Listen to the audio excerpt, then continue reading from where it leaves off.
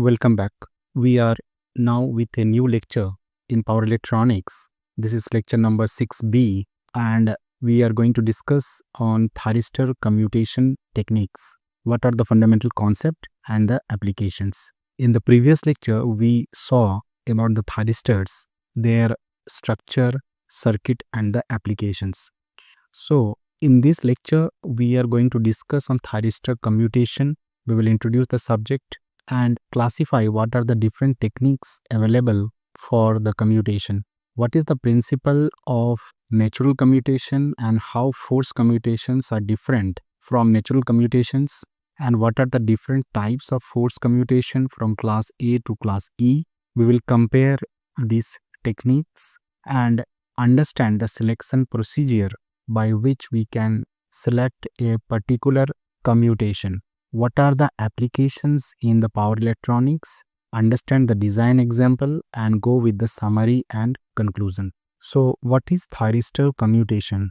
Commutation is basically the process of turning off a conducting thyristor by reducing the anode current below the holding current level. So how the thyristor is turned off, that is the process, and the process is known as commutation.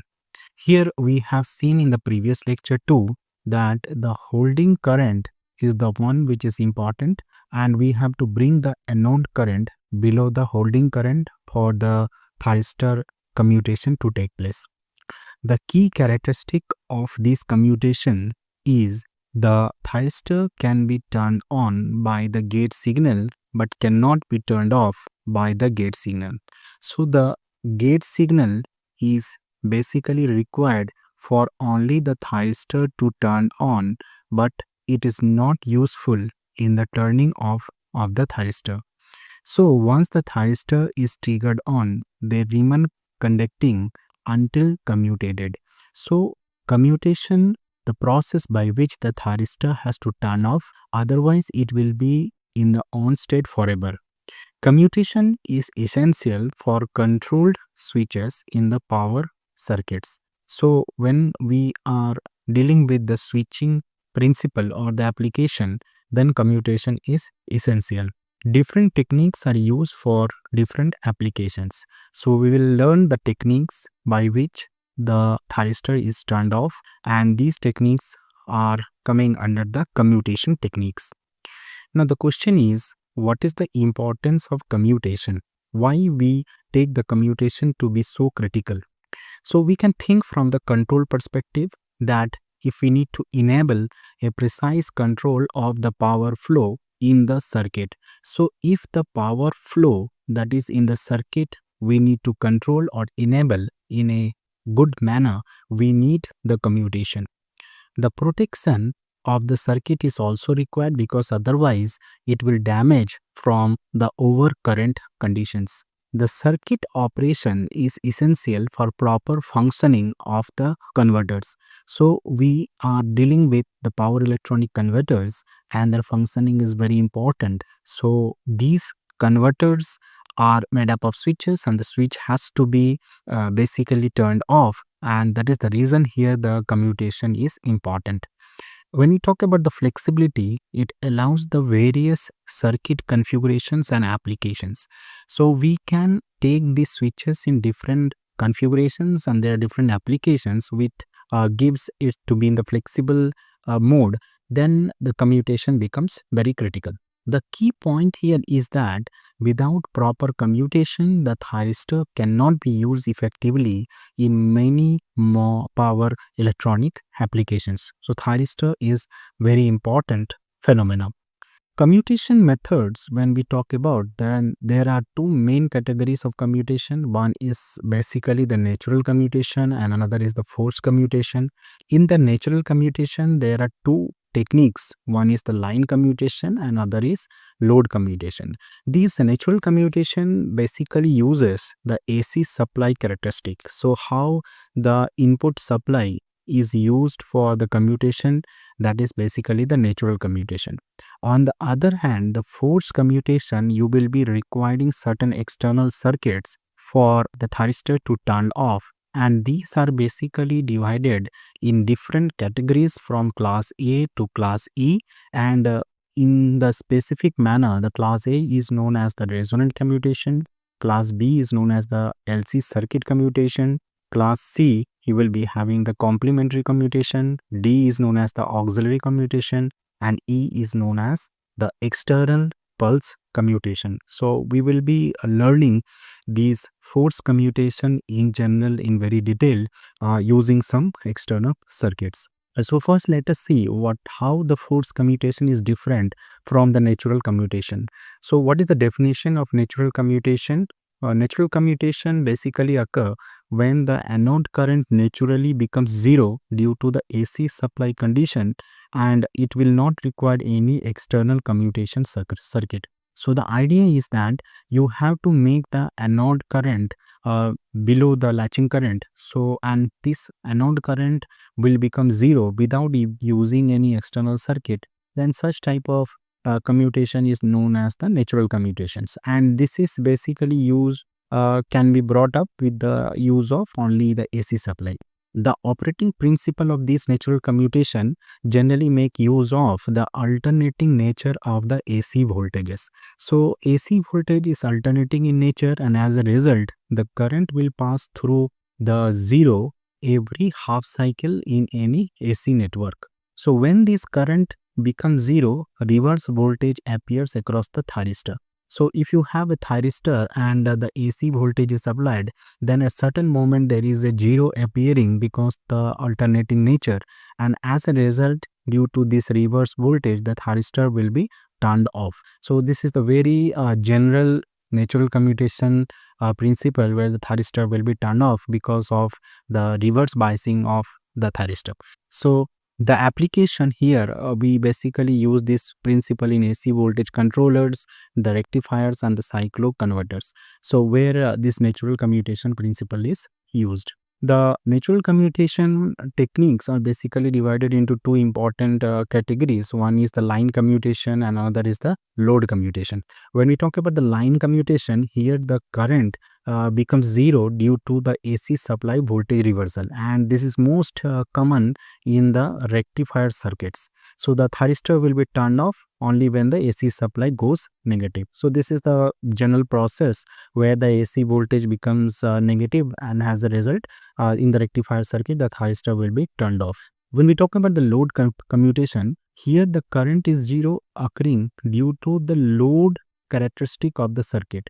It is not about the supply characteristic, but it is because of the load characteristic. So the load impedance will cause the current to become zero, and the less common will be then the line commutation. So line commutation is more popular as compared to the load commutation, and the load commutation, it is the load which is consuming the energy, and it is the load impedance which is making the current to be zero.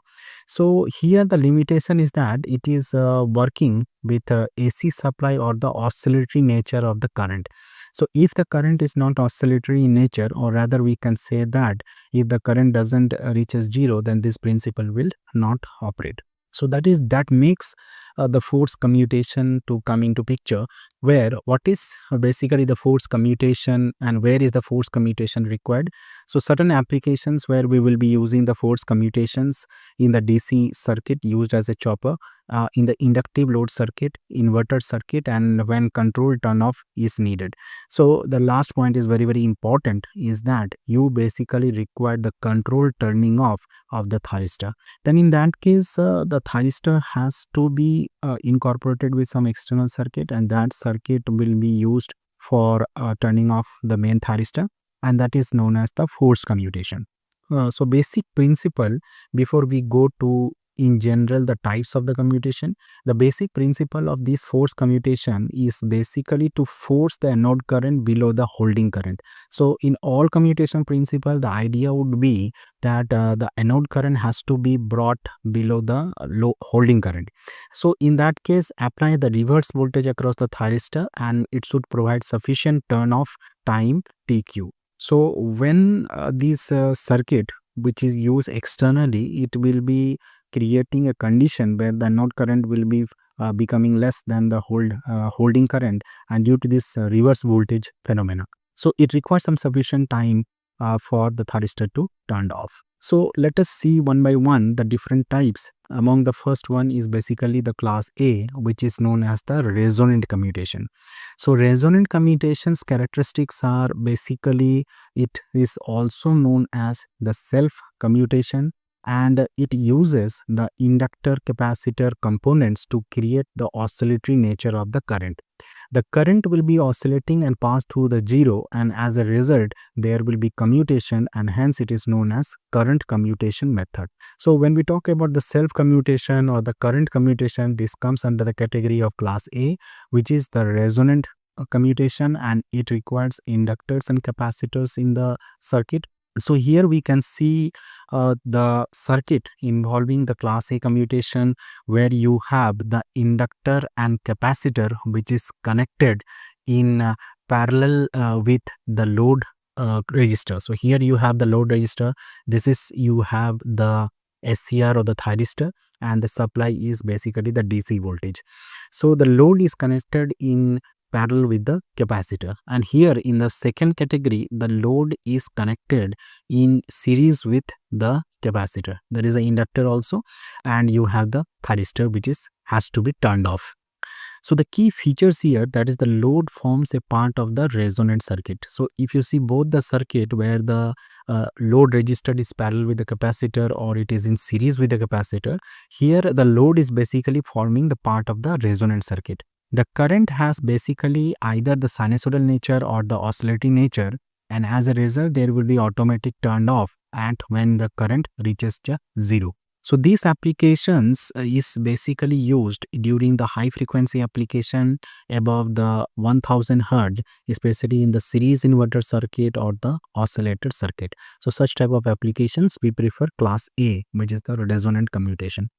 So the operating principle of this class A, if you see in the general from the circuit perspective, then the thyristor is triggered and the LCR circuit, which is the part of this commutation network, is excited by the DC source. So DC is the source which is we are giving to the thyristor, and the current is basically having the oscillatory or sinusoidal nature due to the resonance condition which is created by the inductor capacitor. So the current will decrease to zero at certain point, and the thyristor will automatically turn off and cut current zero. So beyond the 0 point, the current will tries to reverse, but thyristor will block, because thyristor is basically unidirectional device. So when the direction of the current reverses, no current will flow because thyristor will block it, and as a result this commutation will be taking place. So this is the most simplest as well as the automatic commutation without having any external control. So it is only the LCR circuit phenomena that is creating a resonance condition, and then the supply is going to become zero where the thyristor is turned off. So here you can see the voltage and the current waveform for class A for the circuit where the load is parallel with the capacitor. So this is your gate current, and this is your voltage of the capacitor, this is your thyristor current, and this is your voltage of the thyristor. So you can see that the current of the thyristor will become zero after the turning off. So this is the turning off process where the voltage is becoming zero here, and there is no current of the thyristor for the duration for the next pulse. Class B commutation, which is basically known as the LC circuit commutation. So here the circuit configuration, LC resonant circuit, is connected across the thyristor. So here you have the thyristor, if you see in the network, and the DC source is given. So there is a LC resonant circuit. So here you have the LC resonant circuit which is connected across the thyristor. So in parallel with the thyristor, this LC network is connected. There is a capacitor which is basically initially charged to certain voltage. So this capacitor has to be charged initially, then only it has to be connected.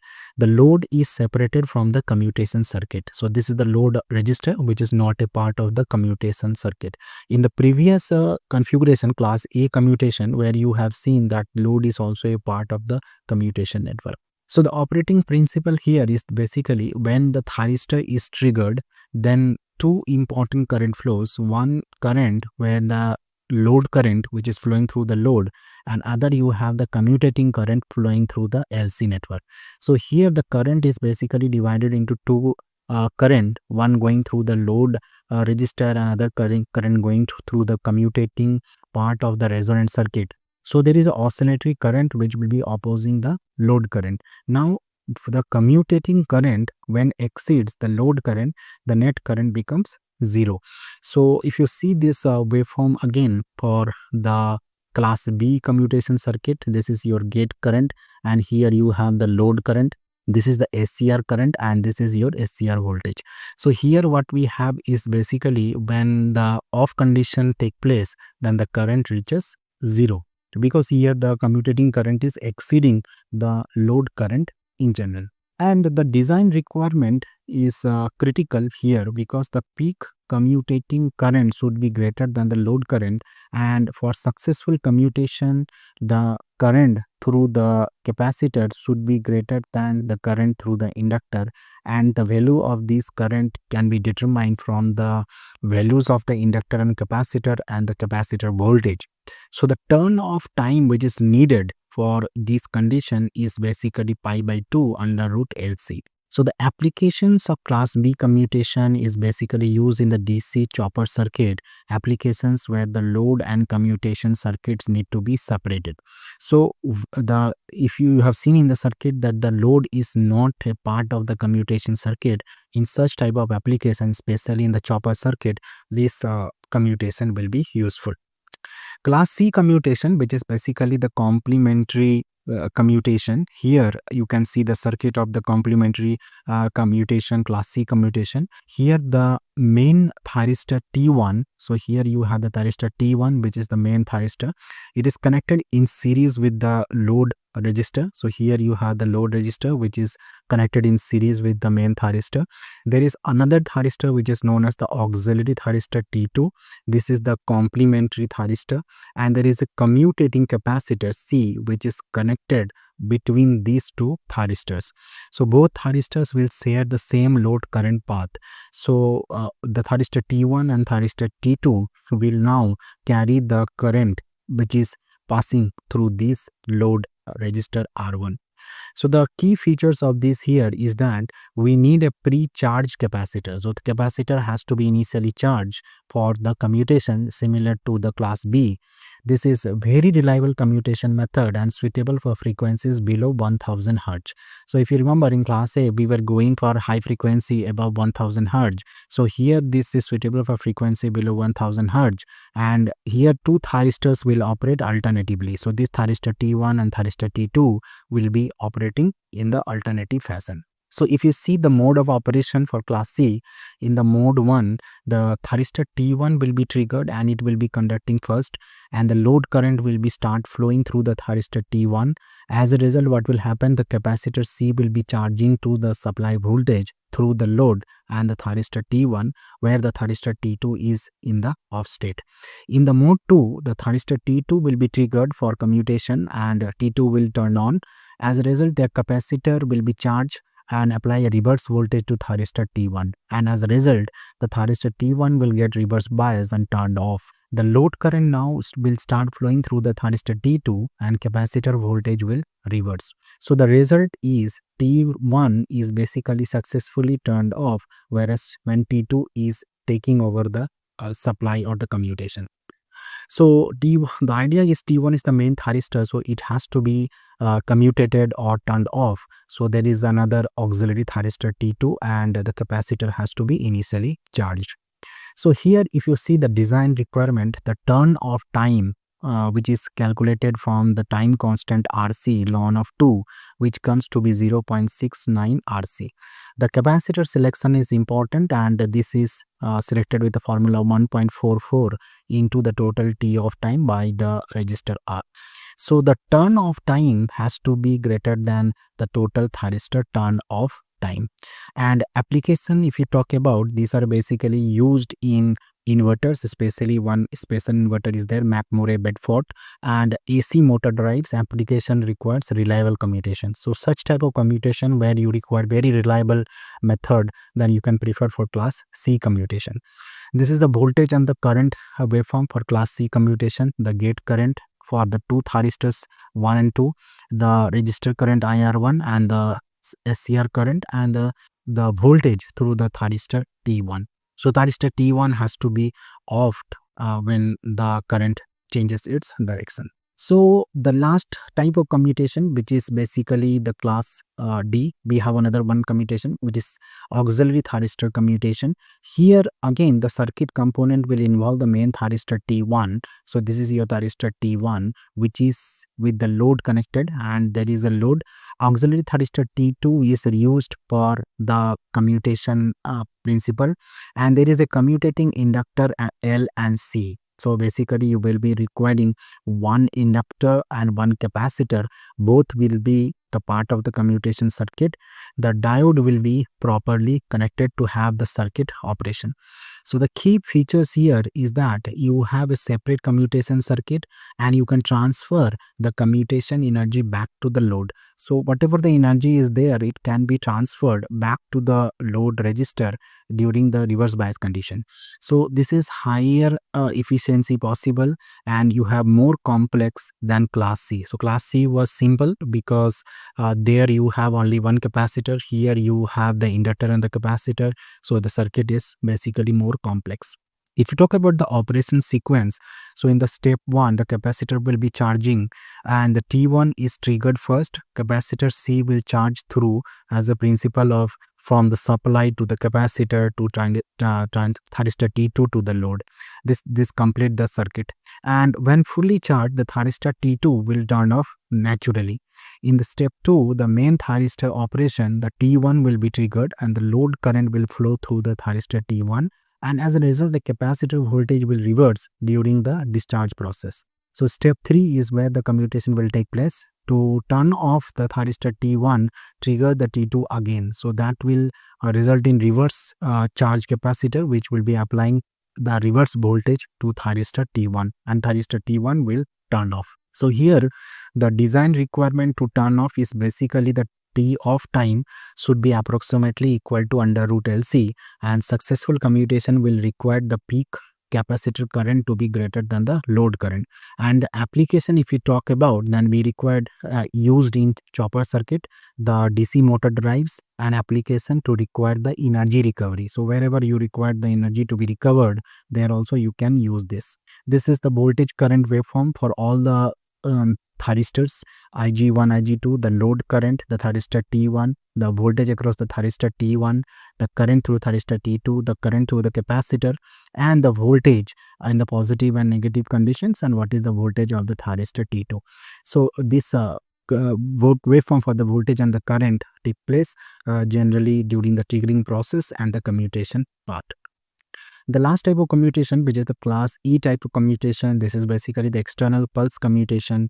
It uses the principle of external pulse or source for the commutation, and this pulse transformer is provide for the isolation. So if you can see here in the circuit for class E commutation, you will be having a transformer which is basically the isolation transformer, and here you have the pulse transformer which is providing that pulse, and the reverse voltage pulse will be applied to the thyristor. So thyristor will be given the reverse voltage pulse, and duration of the pulse must exceed the turn off time. So whatever the turn off time is even, the duration of the pulse must exceed that. So the advantage of this class C commutation is that it is very efficient, it is simple in control, it is very fast commutation. A disadvantage you have because you require additional pulse source. There is a critical transformer which is in the part of a circuit, and this is less commonly used. So in the class E commutation, because of the presence of the transformer which is the pulse transformer, it is less commonly used, but it is efficient and it can be very fast in its operation. Now here you can compare all the commutation methods from the class A to class D with the natural commutation as well under the different conditions. So in terms of circuit complexity, if we talk about, then the class D is the highest and the low is the natural commutation, other one is the medium. What are the components we required? Generally LC network is the one where different commutation principle will be requiring. The natural commutation, you do not require any extra components. In terms of reliability, the high will be class B, C and D. Also the natural commutation is good enough as compared to class A. Efficiency, if we talk about, then high efficiency you will get for the natural commutations as well as class D. The other one is the medium. Cost, if you talk about, then the low will be natural commutation because here you don't require the components to be connected, and high will be class B commutation. Applications, if you talk about, the natural commutations are basically used in AC circuits due to the current reversal. Oscillators will be having class A. Chopper you can go for class B. Inverters you can go with class C, and choppers again with class D. So selection guidelines, you can go with choose natural commutation when you have the AC supply available, circuit is simple and the cost is not the major factor. Cost is basically the major factor here, so go for the natural commutation. And for forced commutation, you can take place when DC supply is used and control turn off is basically is required, especially in the inverter or chopper application. So the key selection factors, basically the power level, load level type, operating frequency, cost constraint and efficiency are the one which drive this selection guidelines. Now we will see the practical application of different commutation techniques. So natural commutation will be used in AC voltage controllers, the phase control rectifiers, cycloconverters and AC motor soft starters. Class A commutation is basically used in the series resonant inverter, high frequency oscillators and induction heating. Class B and D you can use for DC choppers, DC motor drives, battery chargers and SMPS circuit, that is switch mode power supply. Class C you will be using for voltage source inverter, UPS system and AC motor drives. So here you can see the applications of the commutation techniques depend upon what practical application you are using for the power electronic the devices. Let us take one design example for class B commutation to understand what we have discussed. So the given parameters, let us see one hypothetical case where the load current is 5 ampere, supply voltage is 50 volt and the turn off time which is desirable is 50 microsecond. Now the design approach for the turn off requirement for class B commutation is the turn off time is pi by 2 under root LC, which is 50 into 10 to the power minus 6 because you have 50 microsecond as the turn off time. So from this equation you can calculate what is the value of under root of LC. Now for successful commutation you can take a safety factor of 1.5. So the peak current you can calculate as VC by under root LC, which is 1.5 times the total values of the load current. So here you have the load current 5 ampere, so that gives to be 7.5 ampere. Now we will see the solution. So the design equation here, under root LC we have calculated, and under root LC should be less than 6.67 ohms for the supply voltage of 50 volt. The solution, you have the inductor value that you need to calculate, so that will come from here, that is 31.8 into 10 to the power minus 6 into 6.67. So that will give 212 microhenry.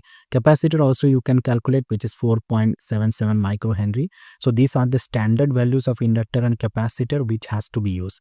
Now you can do this verification whether the turn on time is approximately equal to 50 microsecond and peak current is greater than 7.5 ampere. Both the verification you can check out with the values of the inductor and capacitor in the circuit for class B commutation.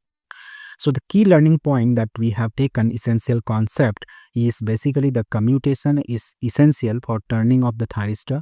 Natural commutation basically works only with when you have the AC supply. Forced commutation is needed especially for the DC circuit and where you require the controlled applications. Different forced commutation classes suited for different applications. So depending upon the applications, you will be having the class of the forced commutation, and proper design will ensure the reliable thyristor operation.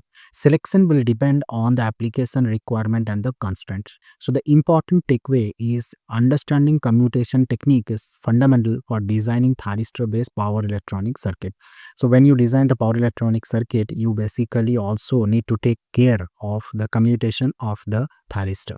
So the final remark about the design consideration is always ensure sufficient turn-off time, consider safety margin in the current rating, and account for component tolerance. Verify using the thermal and voltage rating. So this design consideration we have to take.